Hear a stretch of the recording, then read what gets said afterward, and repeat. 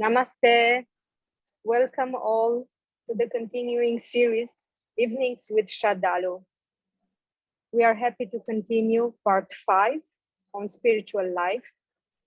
And in this session, we will answer questions received from our viewers on the same topics of growth of consciousness, practices, experiences, different paths, and different levels of consciousness. Most of our past sessions now are being translated in Russian and in Spanish, thanks to Nadezhda and thanks to Juan, who made this translating possible.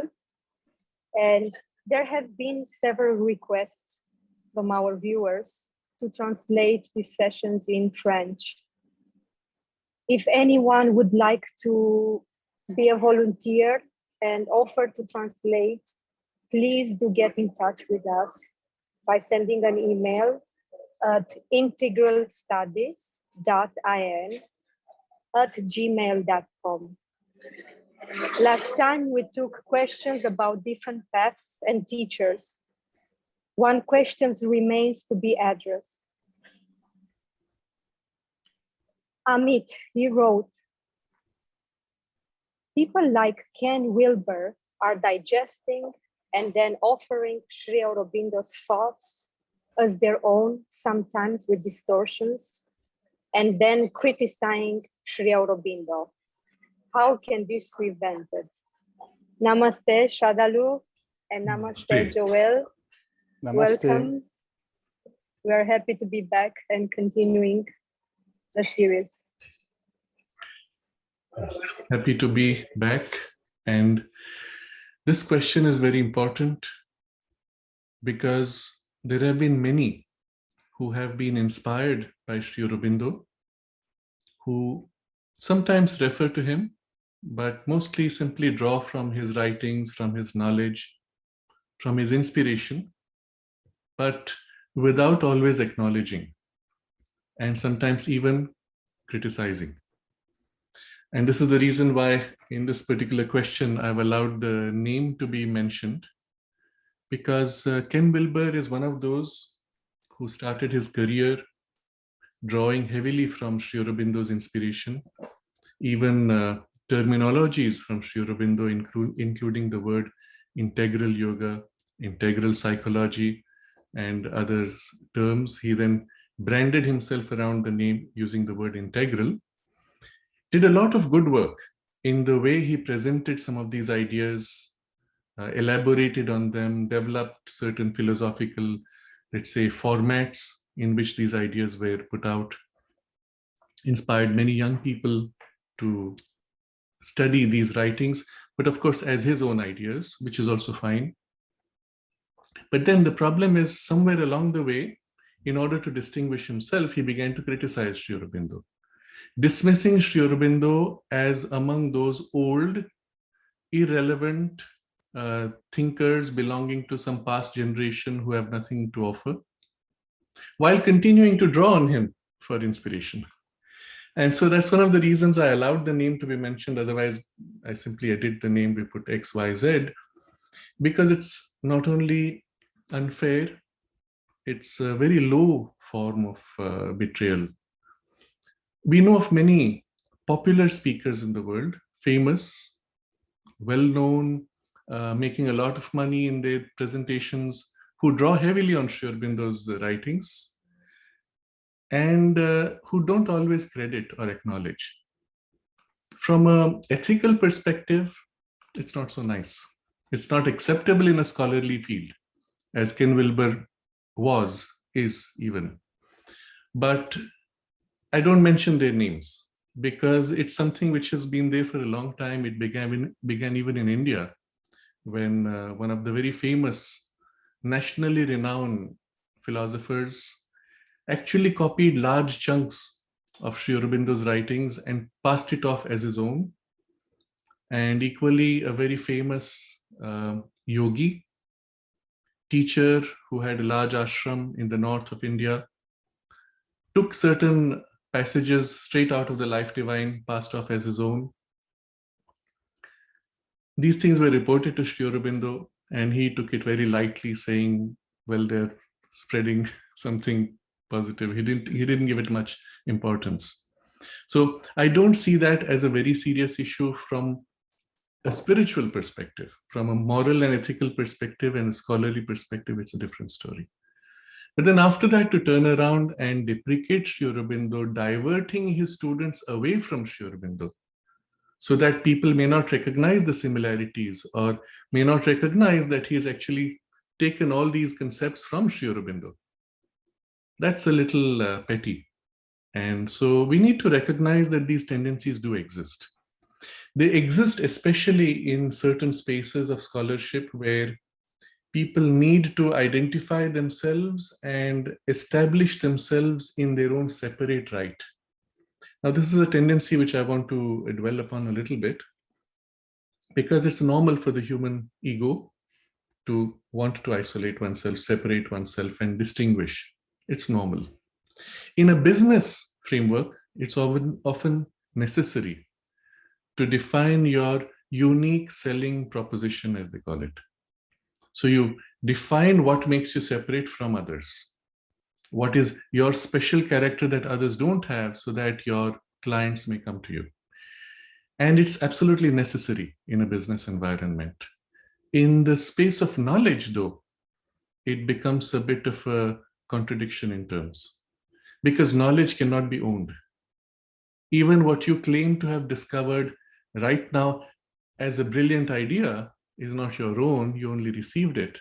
And you may discover that 100 people before you have all described it in great detail, where you have only just penetrated the first step of the insight.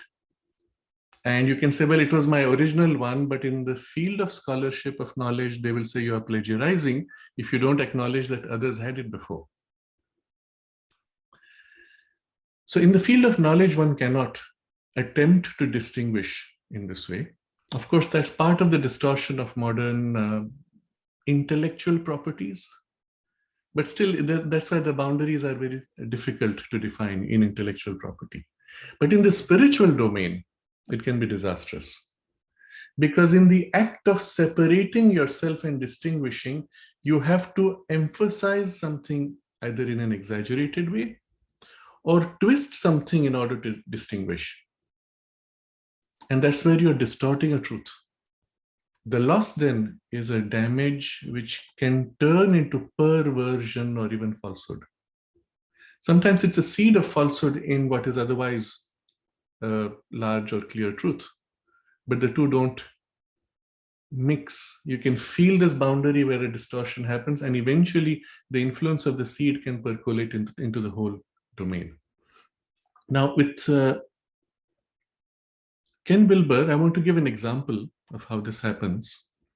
And again, it's not to criticize. I will appreciate greatly the work he has done to disseminate these ideas, to inspire new generations. And I've met a lot of people who had no idea of Sri Aurobindo, didn't know he existed, but were students or appreciators of Ken Wilber and greatly benefited in their own personal journey and understanding.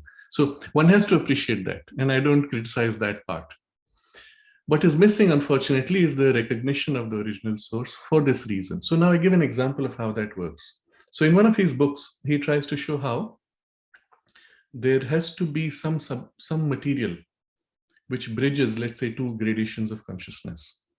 So there is an intermediate material and then intermediate material and so on. And the logic leads to a continuous gradation of materials, which he presents as matter. Matter itself has a physical density and then ascends all the way to spirit as matter, spiritual matter.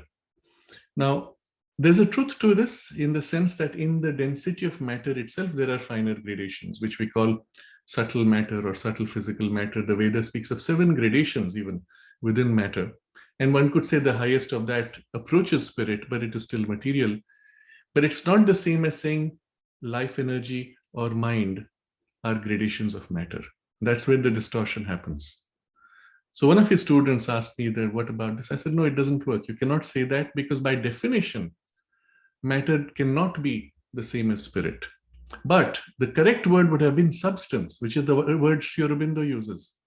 There is a continuous gradation of substance all the way to the highest, and from the highest all the way to the lowest.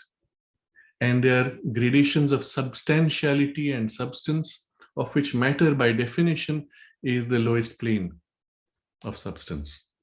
So it might be a subtle distinction, arguing purely from a philosophical point of view, but from a spiritual point of view and a practical point of view, it can make all the difference between what it means to have a divine materialism or a divinized body or a spiritual transformation of the mind, life, or body. The entire meaning of that can be completely distorted and deviated, which is the tendency that happens if you take Ken Wilber's that particular vocabulary to its conclusion. It comes, I understand, also from the approach that he takes. He comes from a base which is in the West, where matter is all encompassing. He wants to bridge into current psychology, which is all matter based, because the consciousness is a phenomenon of the brain and so on. But in the process, the truth has been warped. Technically, it sounds like a subtle warping, but its result is a massive distortion of the whole of reality. So the questioner actually makes this comment about how there is a distortion. Yes, sometimes it might look like a small distortion, but in implication, it is massive. What can you do about it? One could raise the issue, make a scene, take it to legal dimensions, or approach it from an ethical, moral perspective in the academic space and say this is academic fraud if you do not acknowledge your sources or turn around and criticize them on false grounds. This is the interesting thing. What he criticizes Sri Aurobindo for is not at all Sri Aurobindo's position. It's called a straw man argument. You place somebody else's position in your own words, but distorting it and then criticize them. That's not acceptable. One could do all that. I personally don't feel it my inclination. I'm not academically oriented. I had to do that once when there was a severe attack on Sri Aurobindo from within the ashram community using the name of the ashram. I did what I could, with the best that I could in that kind of writing. But this is not really my domain. But what I want to share here is one way how this collision did take place once, some years ago, a couple of decades perhaps, when Ken Wilber's group now, because one cannot blame him beyond a point, because after a point, there's an institution which runs the whole operation. And so he has created called the Integral Institute and branding everything around the word integral. So they collided with some of the writers from the ashram, saying that we have copyrighted the term integral psychology. So you people don't have a right to use the word integral psychology. So our people said, well, yes, how can you say that? We've been using it for a long time. So the offer which came from the Integral Institute, and I don't blame Ken Wilber, now it's his machinery of administrators, they offered to our people saying, you should use the word integral yoga psychology and leave us to use integral psychology. So our people, as they're very kind and gentle and they're not confrontational and they don't see the implications of this kind of manipulation. Even I was not. At first, I used to take it very lightly until the attack took place on Sri Aurobindo from within the ashram institution itself with this kind of perversion. It was funded by these very groups based in the US who were hostile to Sri Aurobindo and took those ideas and twisted them for their own objectives. So when I came across this, I said, no, this is the game they play, that they seize on the main form and make yours like a secondary form. So integral yoga psychology is an inferior grade. It's an inferior form of integral psychology proper.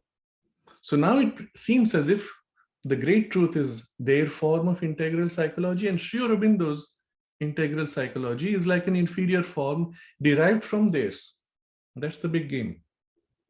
And I told some of our psychologists from the ashram, I said, no, you should have fought back and said, no, we keep integral psychology and you make yours whatever term you want derived from it. And it didn't strike him. He said, oh yes, I never thought of it this way. The fact is that in the ashram school, going back at least 45 to 50 years, Professor Kishore Gandhi was taking classes on integral psychology long before Ken Wilber had even read Sri Aurobindo, perhaps. And so the term cannot be copyrighted by them legally. And if someone wanted, they could have taken it.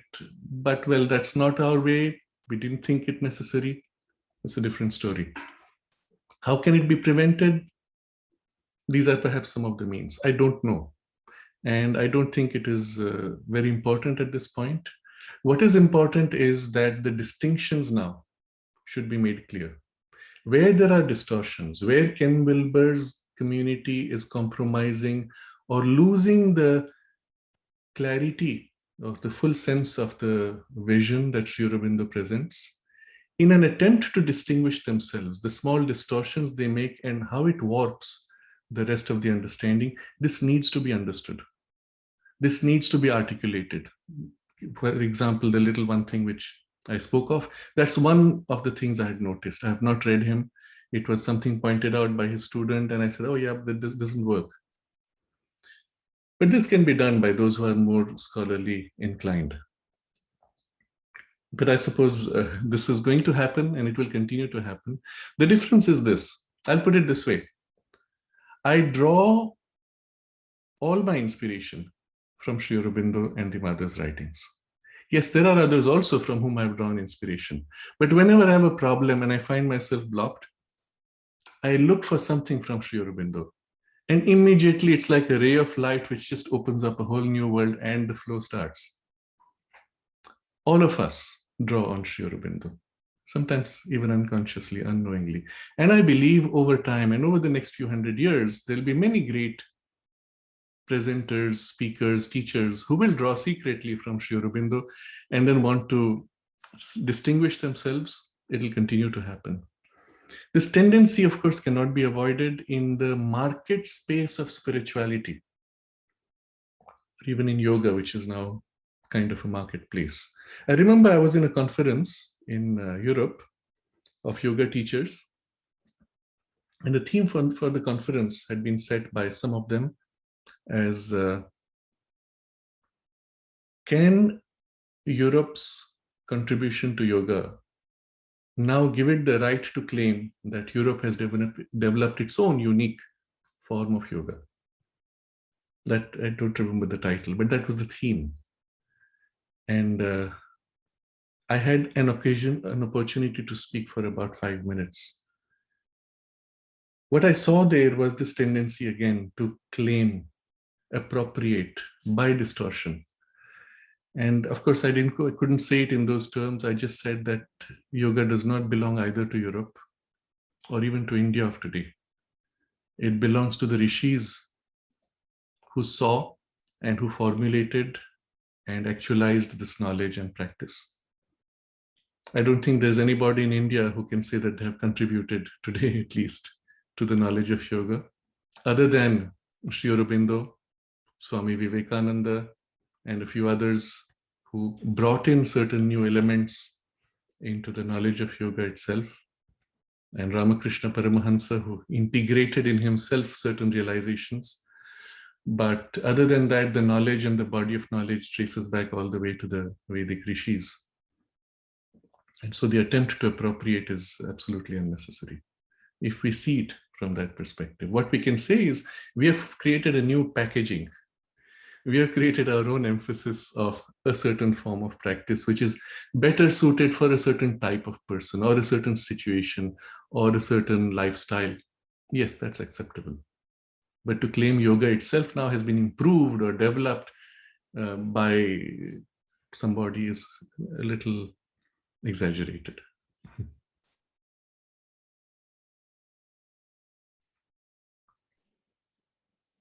Thank you for such a clarification. I think it was very much needed to... I'm tempted to actually build on this a little bit before we move on the next question. Drawing from a comment last time. You see, last time I had covered this whole topic on what it means to be a guru. And I made a distinction between teacher, shikshak, adhyapaka, pandit, acharya, and guru, and these terms. There were some comments I saw somewhere somebody saying, oh, but how can you criticize ex-guru? No, I'm not criticizing ex-guru. I have no interest in criticizing anybody. What my goal was to distinguish what should be technically called guru from a spiritual sense. We can even use the word guru in a less than spiritual sense. In the Indian tradition, we speak of the music teacher and the music guru. So the teacher would be one who gives you lessons, but the music guru would be somebody who has mastery in that style or in that lineage or in that, they call gharana, meaning the house of that style. So someone who has a mastery and a living experience, then teaching you, an advanced student, to now rise to your own experience of mastery. Such a person is called a guru because he gives you something which is a transmission of an experience. He removes from you certain forms of ignorance and allows you to make that breakthrough into a living experience. What does it mean in practice? How far does it go? I was part of an interview with one of the great musicians of modern India. And one of the questions we asked him was, what do you experience when you are doing the performance? And then his eyes looked distantly, and it was as if the memory brought back a certain state. And he said, before me is the divine, within me is the divine, everywhere it is only the divine. And that was, of course, the epitome of the musical experience and the purpose of the whole experience itself, of the field of music, is to bring you to that experience in innumerable variations, because the ananda of the divine is unending, each time different. But to be able to come up to that point and to be able to transmit that capacity to another, that makes the person a music guru. So that word can be used in that context. And in an inferior level, a dance guru or a music guru at least brings you to some level of mastery, even if not the spiritual. So that word can be used somewhat loosely, but we used it in the context of spirituality. And I defined that word carefully. The second point which I made was to distinguish between the nature of the action, because the question was very specific about some of the modern New Age teachers, whether they help in evolution. Generally, everybody helps, I said, but is it helping spiritually? And then there has to be a spiritual message or a spiritual practice. And to distinguish between what is spiritual and what is not, that was the intention in going into that detail of the description. I wanted to elaborate on this a little more, that 50 years from now, there will be many more such teachers, many more who will be closer perhaps to what seems to be spirituality, some more, some less, some still in an appearance. But this discussion will be important irrespective of the names and forms. That's why I'm not bothering with names. I'm not interested in that. I'm not interested in criticizing, but only in distinguishing what helps, what does not. The nuances of this whole question, I would like to touch on a few. One is the power of the lineage or the tradition or even a ritual, which you will find in certain lineages of spirituality. The question had referred to some of the new gurus or the new teachers, but in the lineages, which I didn't comment on, there is often a power. Even if a certain teacher has not reached a necessary spiritual realization to be a guru, still the power of the lineage is there as a guru and sometimes acts through this person. I had this experience, and I had shared on this in these discussions long ago. I was at a place in somebody's ashram. The person himself is a very sweet man, teacher of in that lineage now, but that's about it. And I did not feel at any point that he could give anything of value, even in transmission. But he was sitting there in the space with people around him. Things were happening. There was some discussion. There was nothing of value that came through him, but there was a power.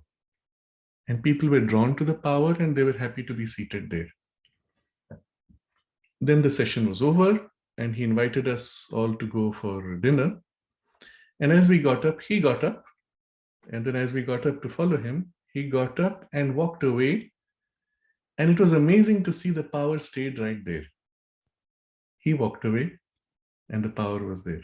He went away, others went, and I just sat there for a while in front of the power. And I said, what is this? Where is this from? And on inquiry, I found out that was the place where his predecessors used to sit for their expositions. So the lineage held the power. The place had it anchored still. Whatever they had done, they had maintained that purity of good intention, that it was still there, but it was not really connected to the person who was now holding the lineage.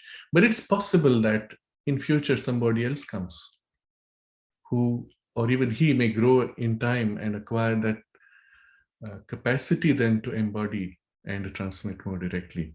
And that may happen. It's interesting to see in India, and I've had a lot of experiences with many lineages, brief but often very insightful, with many lineages across the world from many traditions. It's interesting to see in some of the lineages in India, for example, I have in mind a person now who broke away from another lineage, formed his own thing. He became an excellent teacher of philosophy and other aspects of knowledge in India, the Nyaya tradition and Vaisheshika tradition, and all these where he was brilliant as an intellectual. A lot of goodwill. He did great work in terms of spreading Vedantic knowledge and teachings. But in his own practice, he would say, what's the use of meditation? Not necessary, he would tell his disciples. And I suppose it was because he himself had not that experience. And it was interesting to see how it worked. So in there was a session which took place in Delhi.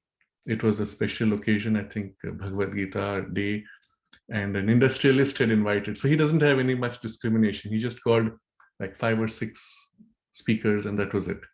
This great man, famous person was there right in the center with his ochre robes. I was also invited along with a couple of others who were, and each one of us, somebody raised a question and sometimes the question was bounced around among us or just left open to whoever wanted to comment. So a question came. There are so many books, so many commentaries on the Bhagavad Gita. Which is the best? So naturally this teacher, he was a very humorous man. He said, I will say mine is the best. And then he laughed. And he said, of course, everybody will say theirs is the best. Then he went on to emphasize his thing. And then someone asked, but how do we know that the knowledge given in there is genuine? Where does it come from? What's the origin of the real understanding of the Bhagavad Gita? He said that depends on the lineage. I have received my knowledge from my teacher, who received it from his teacher, who received it, and he said all the way up to in the lineage. So his whole idea was the transmission of the Gita's knowledge in a lineage from person to person, being the only understanding of it. So when I got a chance, I said, when you read the Bhagavad Gita, read it thinking of Sri Krishna as the divine guide within you, and you are Arjuna in your struggle of life. And each time you read a verse, you pause and think of it this way. Sri Krishna within you is teaching you how to live life. And I said the true knowledge is always coming directly from Sri Krishna. Lineages can embody, but in transmission there is always loss and distortion. It's not so much a transmission of ideas, but a transmission of the living experience, which is important. And you can get that directly from Sri Krishna if you open yourself. So it was perhaps a little radical, and it kind of deprecated the value of lineage in the way he might have understood it, though I didn't mean it that way. And he got a little upset, and he took an occasion to leave quickly from that meeting. But this I'm just explaining to show you that in a lineage sometimes there are great people and then it gets mixed. And then again, there are great people who come to renew the power of the lineage. We see this even in the Catholic Church. There were popes who were genuinely deeply mystical and spiritual. And then there were those who were very crude politicians. And it happens sometimes in waves. But when somebody comes who can embody, the lineage gets regenerated spiritually. And then it has value. If it does not get regenerated, eventually the power thins enough that there's nothing felt, and people themselves don't feel attracted.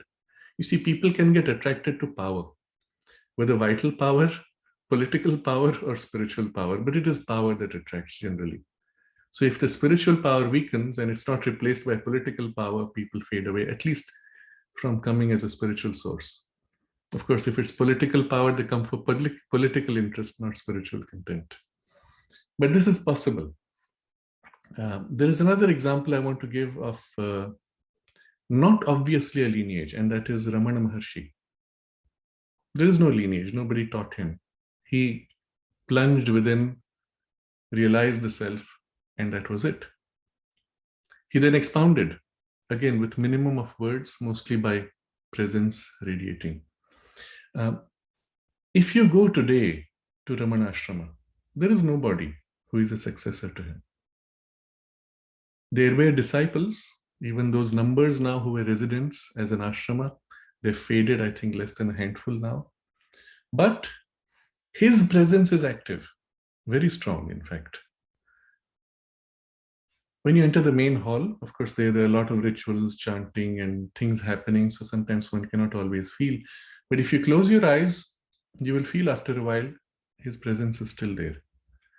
But what is more interesting is there is next to that a small room, which was his personal room, which is now used as a meditation room only. You enter there and you can feel much more easily. And I want to share my personal experiences of some of these here. So when I went there, sat before the bed where he would be seated or lying down, they put a large photograph of him, color.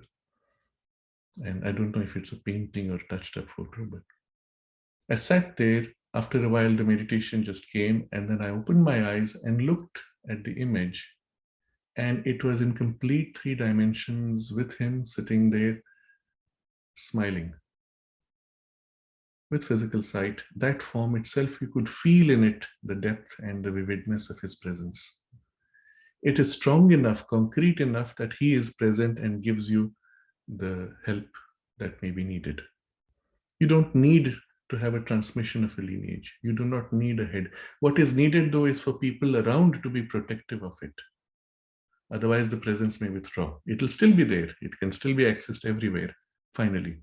But it may withdraw from that space if it is not sustained and nourished, protected even. So when he was about to leave his body, somebody had asked him, somebody said, one of his disciples, please, they said, they would address Maharshi as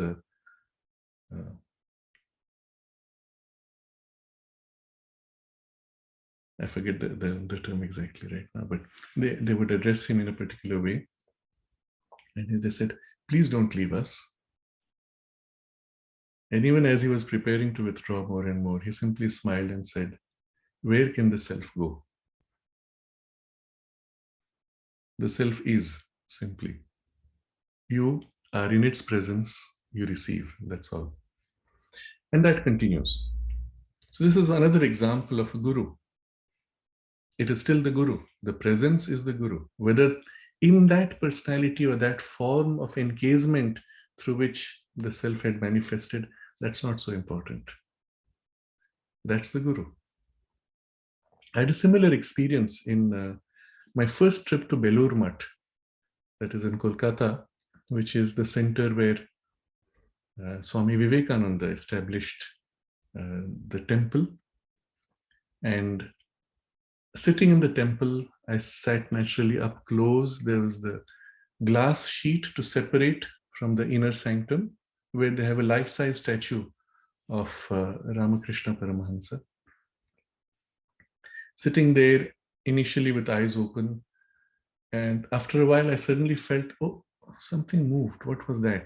And of course, if you move your head a little bit because of the glass sheet, there might be some sense of a slight distortion. So there's some movement. But if you sit very still, of course, the form doesn't move. But it helped. The glass sheet helped initially to break through the perception. And I saw his eyes blinking, the statue, and the chest breathing, and felt the living presence.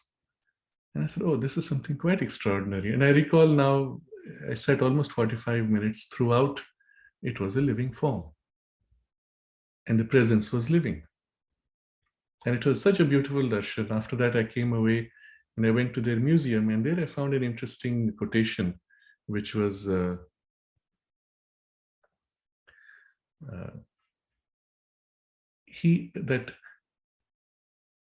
Paramahansa Yogananda, sorry, Ramakrishna Paramahansa had said to Swami Vivekananda, wherever you install me, I will be present. And that icon, that idol was established by Swami Vivekananda. Of course, with the full presence, consciously invoked, of Ramakrishna Paramahansa. Subsequently, every time that I went, I had exactly the same experience. The presence is so vivid, so living. It's not an occasional intensity, it is a sustained intensity and presence. And that's again an example of a living guru. Biologically, you may say, oh, he has passed on. But the consciousness, the presence is there.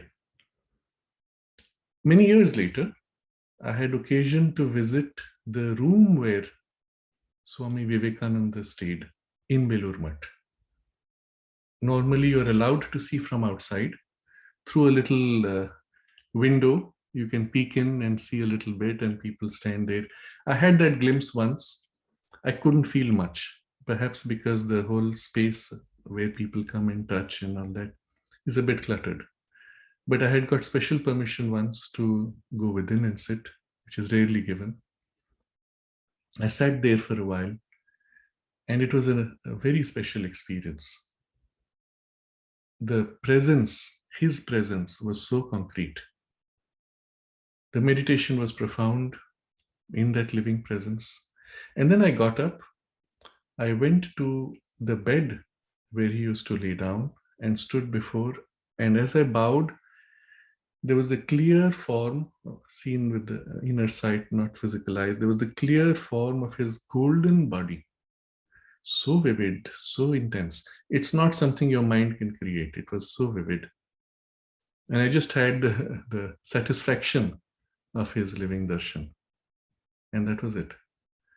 Again, I give this as an example to show you that the guru need not be tied to form, can manifest through form, but it is the living presence and its power to act, to help. That is what matters finally.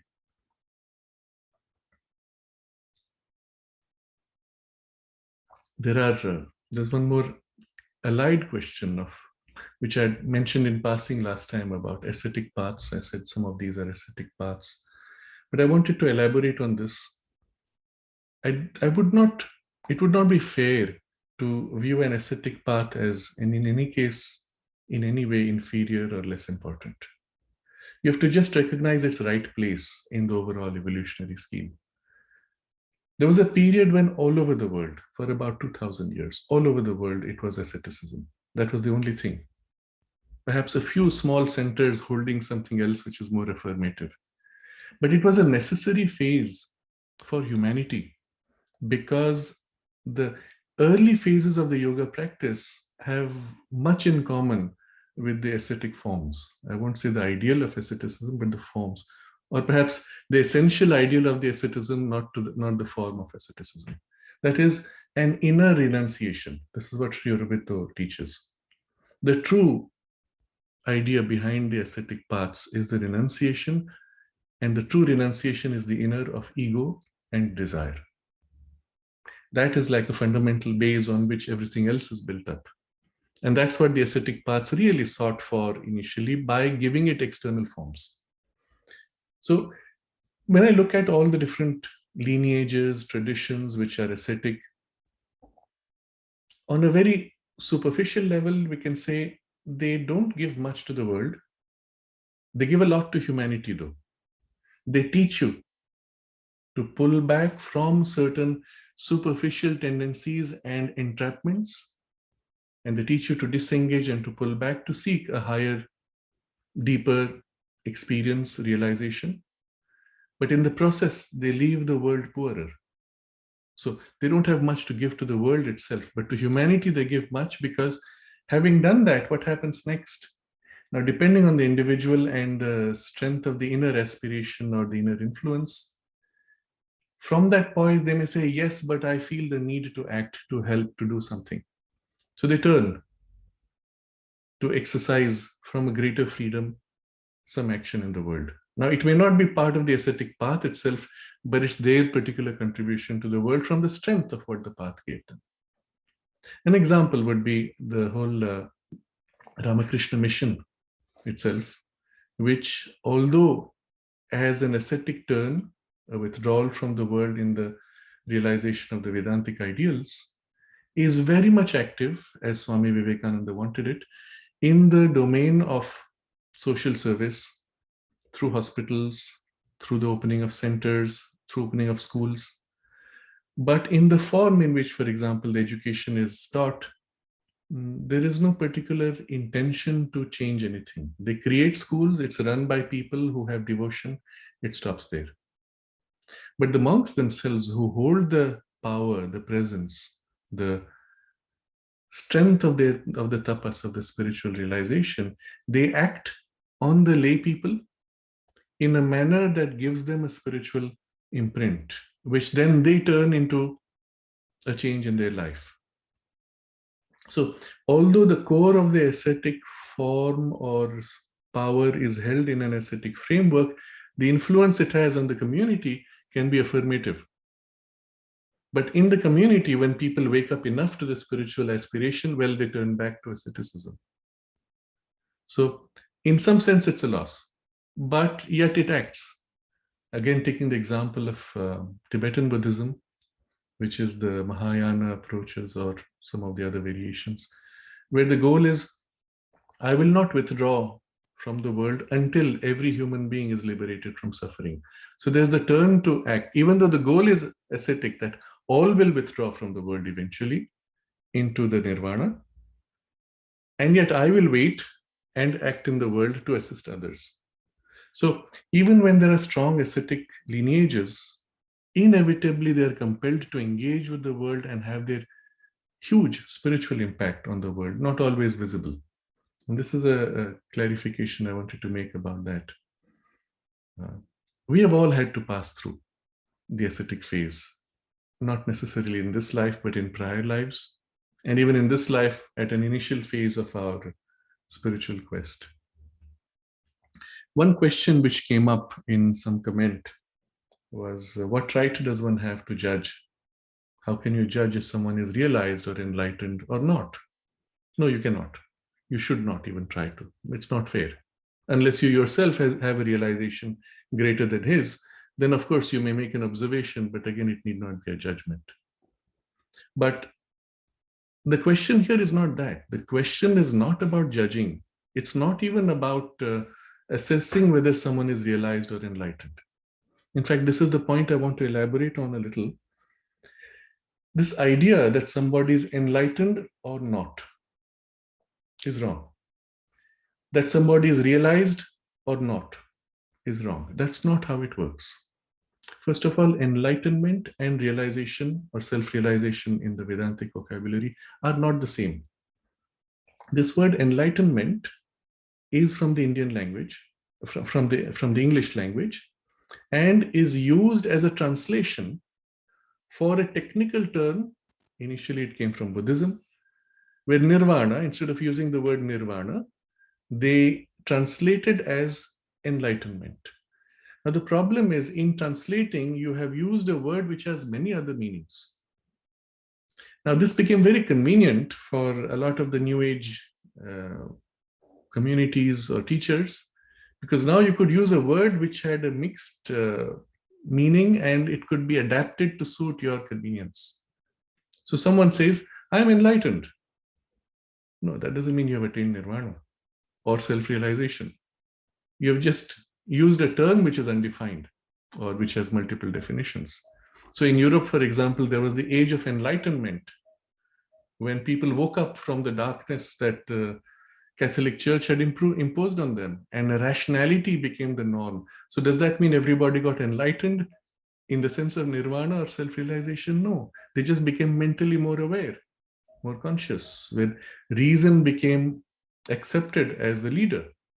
So enlightenment can have as low a meaning as being reasonable, or often as used in many spiritual communities or New Age communities, they mean awakened in some spiritual way. So I met somebody who claimed that one day I woke up and I was enlightened. So I'm in the lineage of Ramana Maharshi because he attained his own enlightenment without someone else's help. I attained my own without anyone's help. So I'm in his lineage. Now, of course, you can see logically it's not correct. You can just say you are your own lineage, but that's about it.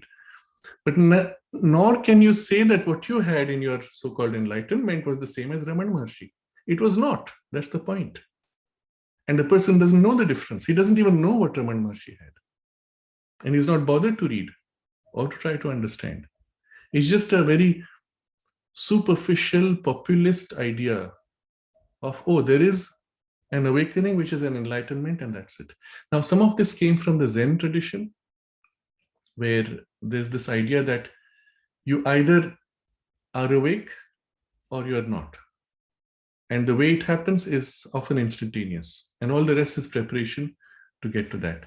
And again, there, I do not know enough about the Zen tradition, but what I can understand is even there are degrees or gradations. So the idea is there are certain states or certain poises of awakening, which once you have it, or you don't have it, or you're close to it, but you don't have it still. But after that, there may be others. So speaking to some of the Buddhist practitioners or some of the Buddhist teachers, I could confirm that even in their tradition, they have this idea that in nirvana, there's a first entry into nirvana, and that there are further gradations of its greater completeness, which is also recognized there. But this knowledge is not transmitted in this superficial vocabulary of enlightenment. And then that idea gets retransferred into the Indian context by saying, oh, he's realized or not realized.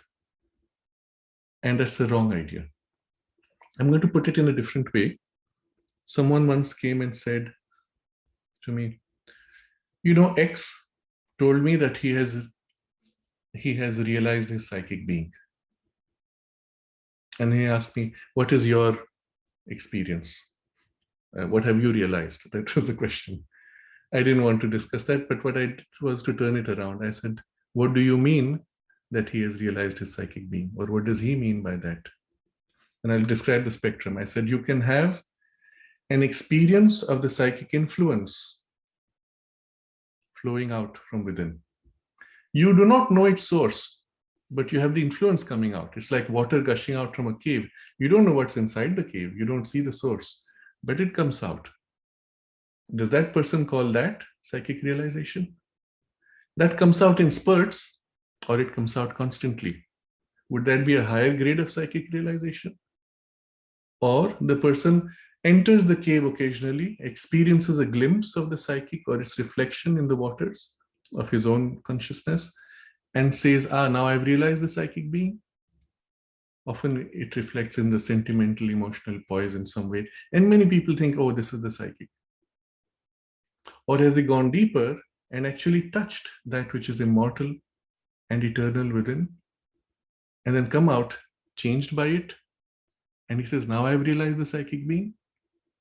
Or does he go within and have access to it at will? Can go in, come out? Or he goes within, stays in its closeness, lives in its closeness, and even lives from its closeness? Would that be realization of psychic being? Or he goes within and now is merged in the psychic being. There is no I separate from that. There is only that. And that acts, or that simply sits and glows out, while the rest of the personality moves in a normal, perhaps mechanical or nature-driven habitual way. Would that be realizing the psychic being? Or something of that influence now seated within fills the whole personality, nudges it, guides it, shapes it, suggestively, while the rest mostly follows a mechanical process. Would that be it? Or that influence now begins to fill your thoughts, fill your emotions, even fill your physical body and its actions, and begins to lead it.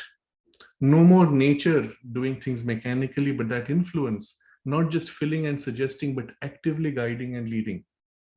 Would that be it?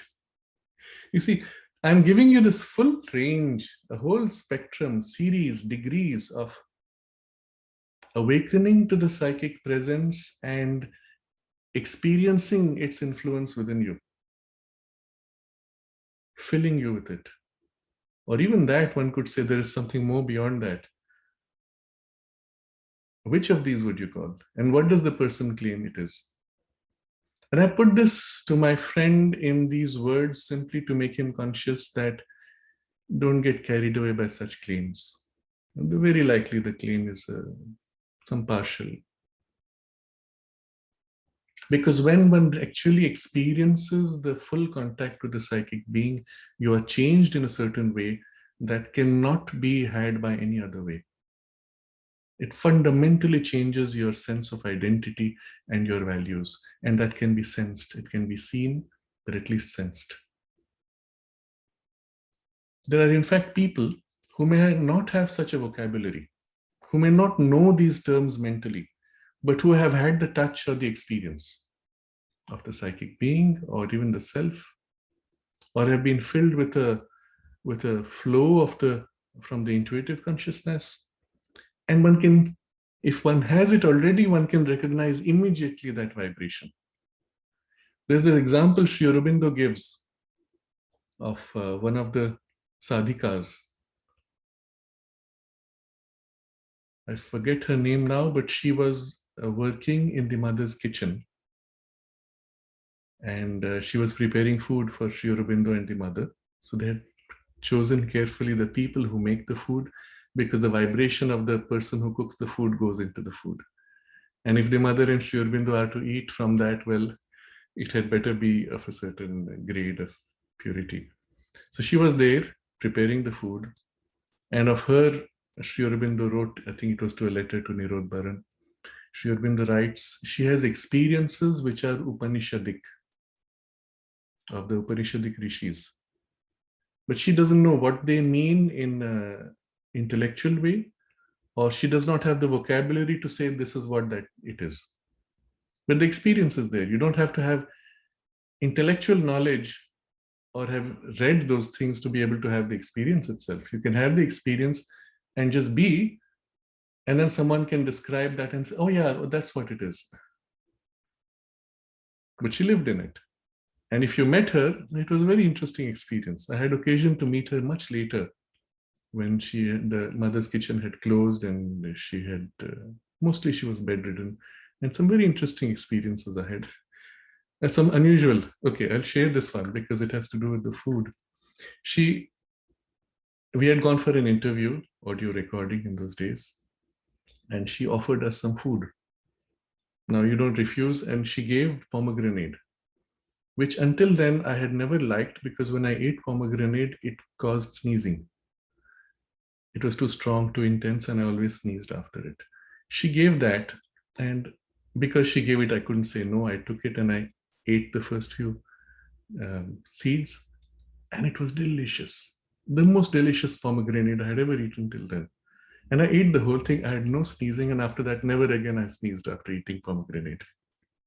I don't know what it was, but there was something to her touch, the vibration that came when she made food or gave food, which had a healing capacity even. I'm giving these examples to differentiate again. That's why there's no point trying to judge somebody's development or experience or realization. The discussion last time was about impact on humanity in the spiritual development. But I'm going into this aspect now because it is also useful to understand how things actually work from within people who may have a spiritual development. It does not make a person perfect or able to express higher knowledge or even capable of right action, even if they have experience of the self. precisely because the part which experiences the self and the part which acts or which speaks or which formulates knowledge are different. And especially in the ascetic tradition, there is no compulsion for these to be bridged. And so the person can live in the self even, and doesn't mean they all do, but even if you have a glimpse of, or even if you live in the self, it does not mean that their action would always be right. So I give the example of Ramana Maharshi. He said it took him 3 days to attain realization of the self. But after that, it took him 10 years of sustained effort to integrate that experience of living in the self in all activities and at all times of his life. Now he would sit down and prepare food. That was one of his ways of transmitting or sharing with his disciples. So he would cut vegetables and cook.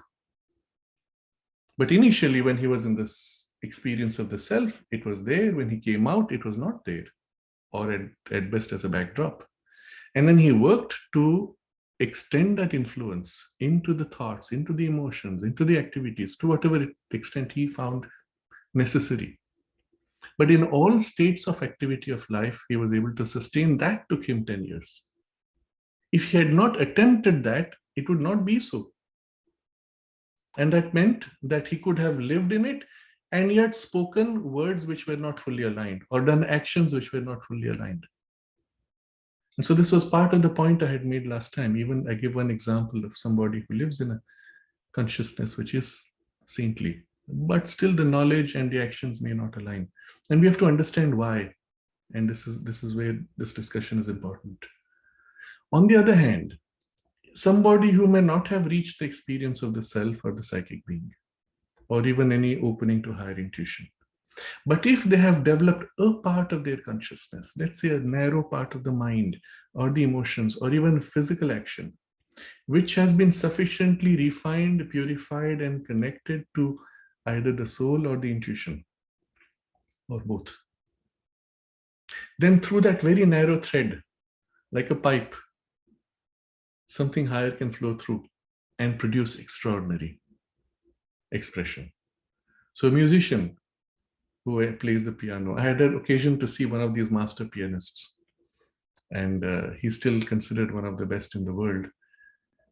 He came in, he was a performer, he took the applause, etc., and it was his usual personality. He sat down at the piano, and you could see the shift, and then it was not him anymore. There was no him, there was only the thing which flowed. And it flowed through the whole body. The mind was pretty much non-functional, the emotions were not there, the whole body, and then he flowed and he played. And when it was over, he got up, took the applause, and it was his personality, not fully, but still, there was a transition. He took his applause, he made 2 or 3 curtain calls, but the personality by then had begun to creep in.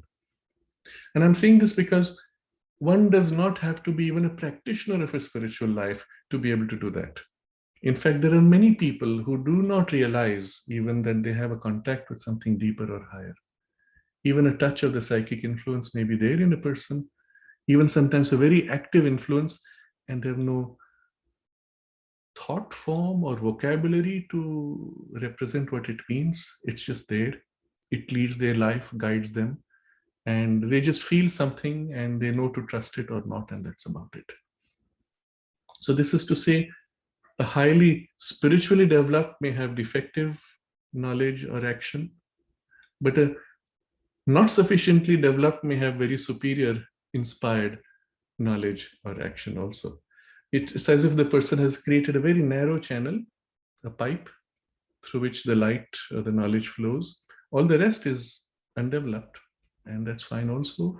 The content of the knowledge is quite pure, but will not be complete necessarily because of the nature of the passage being narrow. Unless the entire mind is awakened and purified and made a full vehicle for the intuition and things beyond, you will always have partiality and limitation or some boundary outside which it will be solid ignorance. And then suddenly there's a light in this very narrow passage. In fact, what often happens, a partial spiritual experience can often lead to an exaggerated ego sense. Sri Aurobindo has this comment he makes in his letters where he says that a premature experience of the cosmic consciousness has three dangers. The first danger is the exaggeration of the ego. You had an experience in a part of your consciousness, and then you come back to your normal functioning personality, and the personality now bloats out, wow, I am so great, I am so big. It's as if the ego fills the infinity of the cosmic consciousness, or whatever is left of it.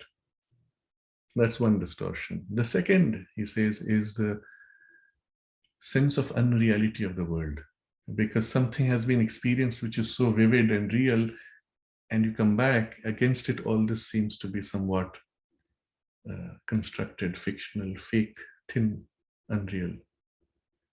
And the third, interestingly, he says, is the danger of attacks. And this is something to understand more deeply, that when you are in your narrow ego shell, the shell protects you. When your consciousness opens out to something freer and wider, well, you are also open now to things which happen in that larger consciousness, which are now inside you in a sense. There's no hard, rigid shell to separate you from them. And so you're open to all kinds of things, including attacks from cosmic forces, which then take more interest in you because they say, oh, this fellow, we need to make sure he doesn't go too far, keep him within the boundaries. So this is a problem which can happen, is a exaggeration of ego. I remember one example, and again, it's something I will share with a person who was very popular for a while as a spiritual teacher. He was part of a lineage, I understand, and he had become very famous. A lot of famous people were going to him. And then one day, suddenly there was a scandal. Somebody had put a video camera in his room, and he was found to be in bed with some film actress and things like that. It became a bit of a scandal, and he apologized and withdrew from public space, and then came up with his own new formats, which were quite strange, to say the least. What is interesting is one of the admirers of him that I had met showed me a book of his life, which was published during the peak of his fame. I saw the last few pages because they opened in the middle, so all color photos. It was garish. I would even say ugly in the coarseness of what came across. But then I said, okay, what's his background? So I turned to the initial pages, and there were some black and white pictures. They were of his early phase, before he became famous. And looking into his eyes, one could see, yes, he has touched something. So I read a little bit of his bio, and he had a certain profound experience at an early stage of his life where he experienced what I would call a glimpse of the cosmic consciousness. Having had that, he said, oh, now I have reached. Now I'm a teacher. Now I will teach what I am. Of course, he never lived in it. He had an experience of it, came out, or maybe a series of experiences, I don't know. But he came out and began to now teach, became a guru. Or what he thought was that. He had a certain power from the lineage, perhaps, and there was some occult knowledge from that, or he got it later, I don't know. But the result was the severe distortion of his personality. And like I said, what was on the surface was quite garish. And I think he lost the spiritual experience also, or that's what it seemed to me in any case. But this is to warn of the danger of exaggerated premature experience and the ego which is not ready for it. And I want to perhaps give one more example. This is from an American teacher, a very interesting man, very charismatic in his personality and style. And I read of his experience that he had spontaneously an experience of cosmic consciousness, and he even said occasionally that he would experience it and transmit it.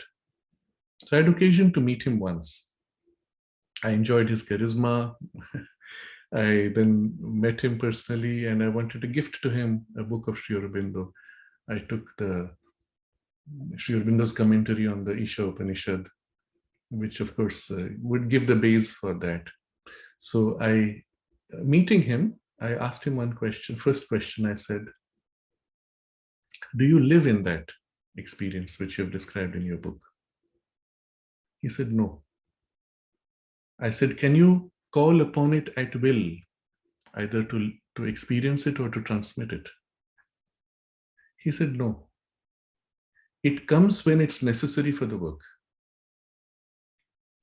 Then I asked him, why don't you work to deepen and to establish yourself in that experience? He said, if I do that, then I won't be able to do what I want to do with my group, which is to build his community. You see the error of this. Unfortunately, too many yogis, seekers, spiritual practitioners, too many stop short for this, getting in a hurry to teach. And the result is you're not living in a consciousness of which you are speaking and around which you want to build something, let's say, in his case, the community. But on what grounds? On what you are, which is this narrow, petty ego, which has not been truly liberated into that consciousness. So it was a bit of a disappointment to see that, but it was clear that he was too strong as a personality, very strong vitality, and like I said, charismatic. So the pull of that attraction was too great. I did give him the book. He said, normally I don't read books, but Sri Aurobindo I will definitely accept. I appreciated that.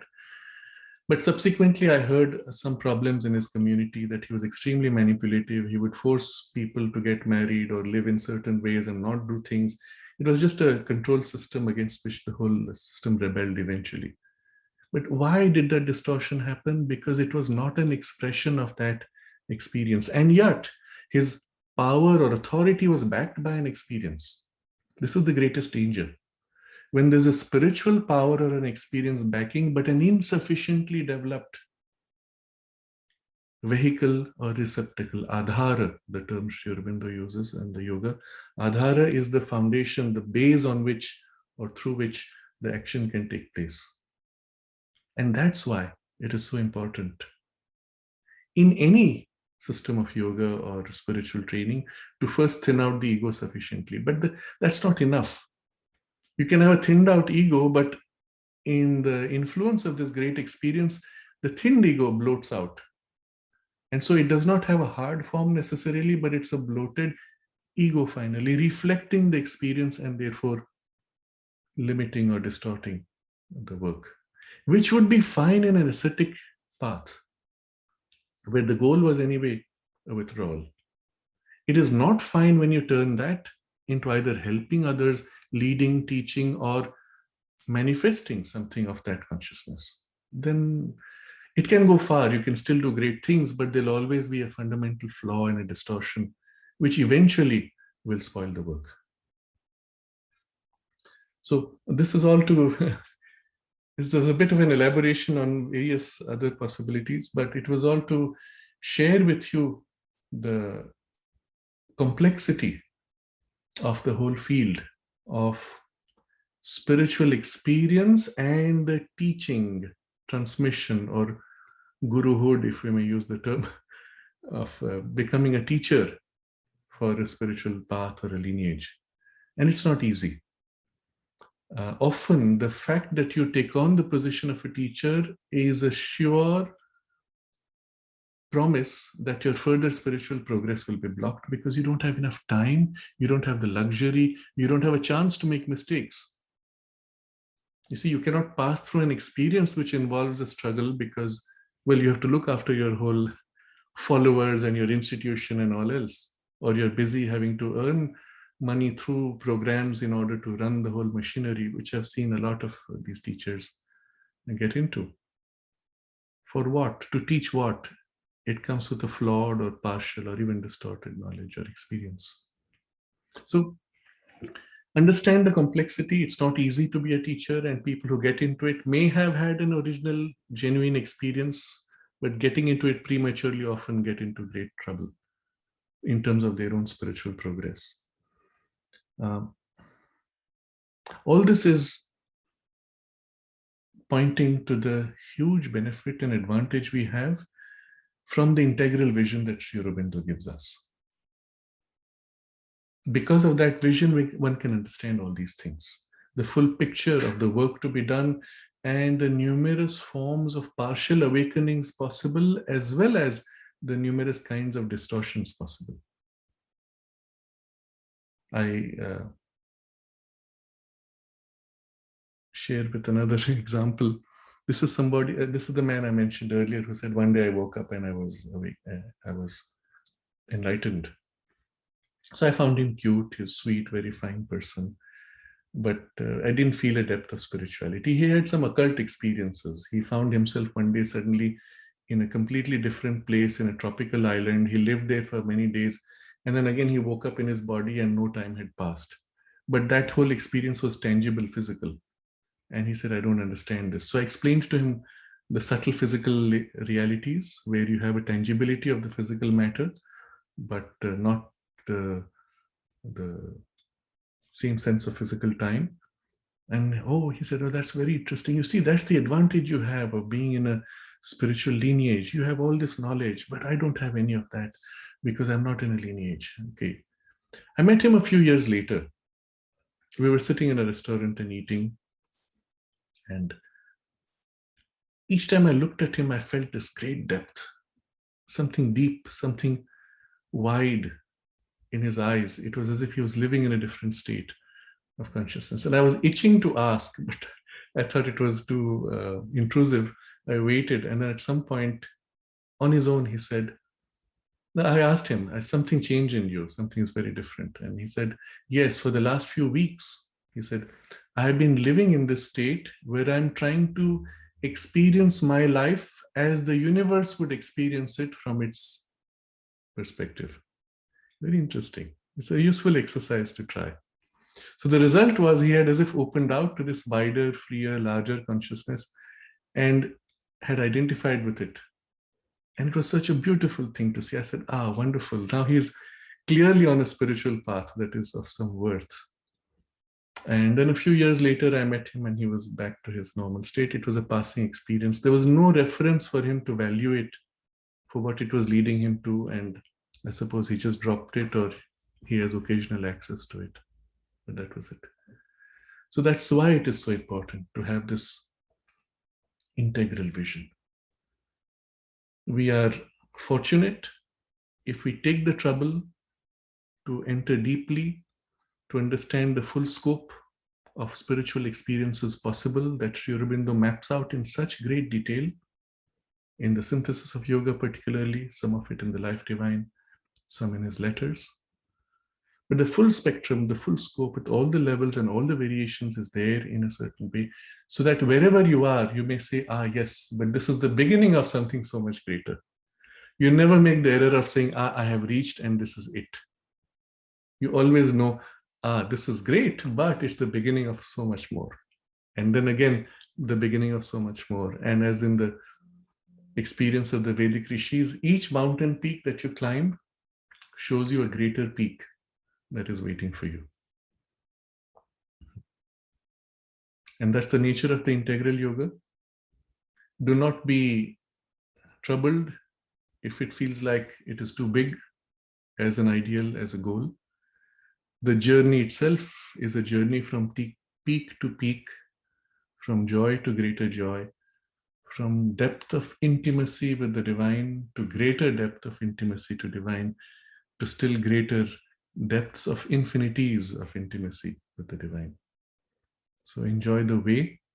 That is more important than the big picture. But the big picture is necessary so that you may know where you are on the way and you do not stop short or get caught in any of the digressions. Thank you very much. It was a beautiful session. Thank you for sharing so many experiences and for bringing so much clarity. It was a very exceptional session. Thank you very much. We can sit for a few moments in gratitude to Sri Aurobindo and the mother for this gift and for their continuing living presence as the Guru on the path, with us always, helping and guiding.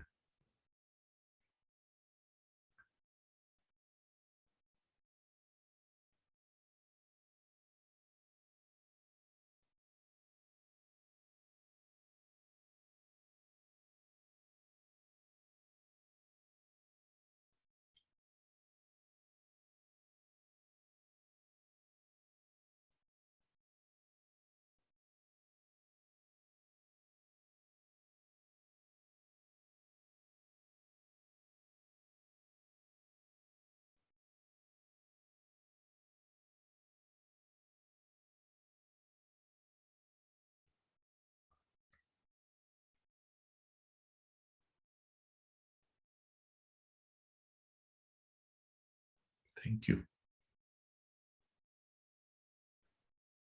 Thank you.